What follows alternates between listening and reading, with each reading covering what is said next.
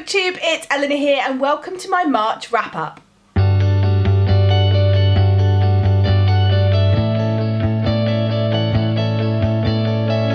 So can I just say a wonderful thank you to Brock from channel Let's Read, who I will link down below because he made me that wonderful intro and I love it so much. So check out his channel, he makes great BookTube videos as well, and thank you so much Brock for that, I'm loving it. So let's move into the March wrap-up. I read 21 things in March. I'm going to take you through a little breakdown of the things that I read. I'm going to tell you all the things I read and their star ratings, and then I'm going to talk a bit more detail about the 2 5-star reads I read this month. So this month was more of an average month for me. I read more books that I was underwhelmed with, unfortunately, than I did books that I loved. I gave more 3-star ratings than any other rating, which is my kind of rating. So a little bit disappointed in that, but that's fine. Those months happen and I've just got to keep trying to find those 5-star reads. I read 1 2-star book this month, 10 3-star books, 8 4-star books and 2 5-star books. So it wasn't all doom and gloom. There was plenty of 4 and 5 stars in there, which made it a good reading month. In a breakdown of the type of books, I read 2 short story collections, 3 graphic novels, 5 science fiction and fantasy books, 7 adult novels, and 4 YA books. So let's talk about the books and their ratings. The book I gave 2 stars, unfortunately, was graphic novel Coffin Hill. 3 stars I gave to The Girls by Emma Cline, Prez, Binti by Nnedi Okorafor, A Darker Shade of Magic by V.E. Schwab, Never Tear Us Apart by Monica Murphy, The 5th Season by N.K. Jemisin, Some Girls Are by Courtney Summers, The Wicked and the Divine Volume 2, The Marvels by Brian Selznick, and Moon Dwellers by David Estes. 4 stars I gave to The Hour of the Bees by Lindsay Eager, Midnight Hour by Mary Robinette Cowell, Futuristic Violence and Fancy Suits by David Wong, Garden Spells by Sarah Addison Allen, First Frost by Sarah Addison Allen, Calamity by Brandon Sanderson, The Honours by Tim Clare, and The Book Collector by Alice Thompson. And now for my 5-star reads, and there was just 2 this month, and they went to Pride and Prejudice by Jane Austen and Dragon's Blade, The Reborn King by Michael R. Miller.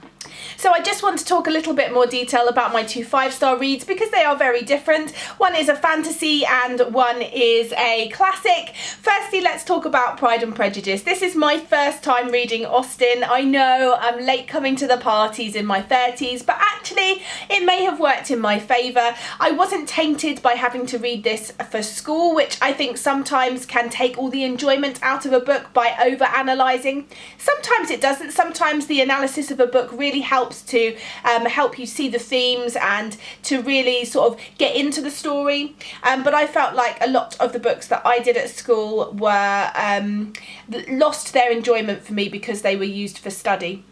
And I'm really pleased that I've now jumped into Austen. I can't wait to read more. Pride and Prejudice is such an iconic story. There's so many adaptations in TV and movies, and there's so many retellings in books. And I felt like I'd watched and read all of those, but not actually read the original source. So now I can say I have. I've got this beautiful cloth-bound classic edition, which I really enjoyed reading from, and it was just a wonderful story. Really well written. Do not be scared if you're not into classics and you feel like this might be heavy going.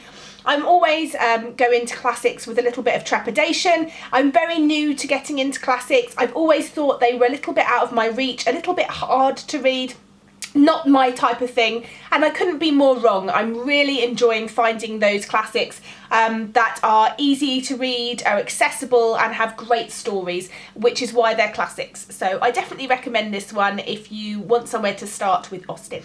And my second 5-star read was The Dragon's Blade, The Reborn King by Michael R. Miller. This came as a big surprise to me. Michael contacted me and asked me if I would read and review his book, and I said yes, of course. It sounded brilliant. I loved the look of the front cover. It's one of those beautiful, soft, buttery front covers, which is so tactile and lovely to hold, and the story inside its pages are wonderful. It's the story about a world where there are dragons, humans and fairies, and there is a war brewing with demons. The three different species have joined together against the demons, but the dragons are no longer in their ancient form of flying.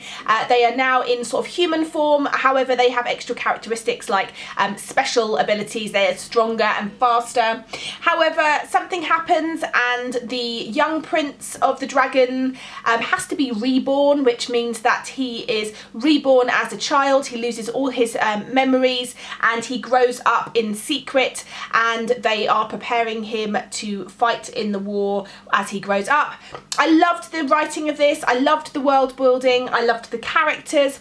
I loved the way that Michael did the growing up of Daniel the Prince, because that is a small part of the story, and he did it in very short paragraphs or pages where he skipped forward 6 months, and it was very much like going in and out of focus, like you would in a film where you see the progression over like a minute, and I just really loved that. I loved the writing style. I really enjoyed this, and I cannot wait for the next one. So Michael, hurry up and finish it, please.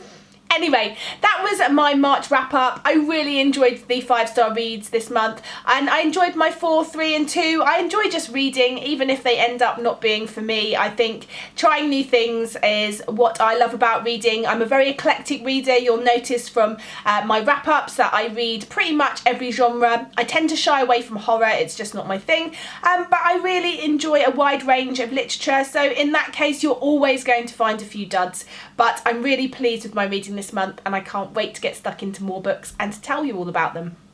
Anyway, that's it from me. Thanks again to Brock from Let's Read, who made my wonderful intro, and I look forward to speaking to you soon. Bye for now, BookTube.